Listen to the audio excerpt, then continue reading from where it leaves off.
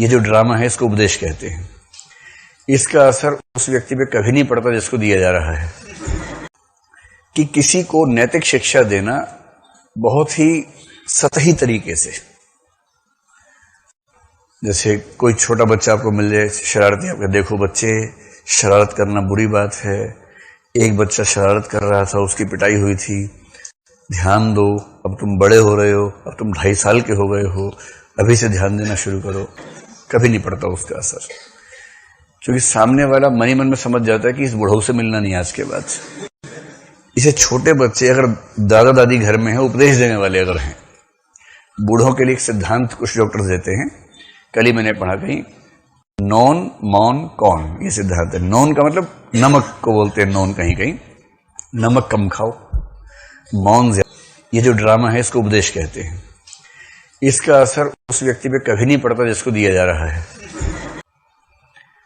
तो जो बूढ़े ज्ञान देते हैं ना, छोटे बच्चे उनके कमरे के पास से निकलते हुए हल्का हल्का झांकते हैं, देख तो नहीं रहा, और जैसे ही दिखता है कि उधर देखा खट भाग जाते हैं, क्योंकि वो चाहते नहीं कि इससे 1 मिनट भी बात हो। 1 ही मिनट मिलेगा, उतने में ज्ञान दे देगा कुछ ना कुछ।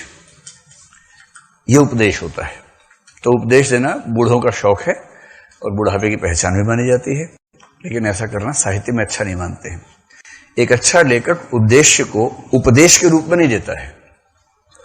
अच्छा लेखक उद्देश्य को रचना में, कथा वस्तु में ऐसे घुला देता है कि पाठक को एहसास नहीं होता कि उसको कुछ सिखाया जा रहा है, लेकिन पाठक अवचेतन के स्तर पर सीख ही जाता है।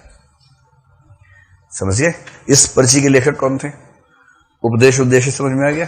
चलिए, एक बार एक बच्चा स्मोकिंग कर रहा था एक शॉप पे खड़ा होकर।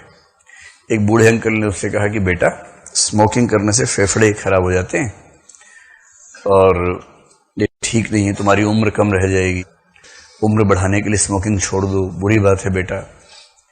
इसको लग रहा है ये है कौन बुढ़ऊ, मैं तो जानता नहीं, मेरे मत ज्ञान देने आ गया। उसने कहा कि अंकल, आपको पता है कि मेरे दादाजी 105 साल के हैं और अभी भी जिंदा हैं। तो बूढ़े ने कहा, अच्छा, सिगरेट नहीं पीते होंगे? बोले, नहीं, सिगरेट पीते हैं, उपदेश नहीं देते हैं।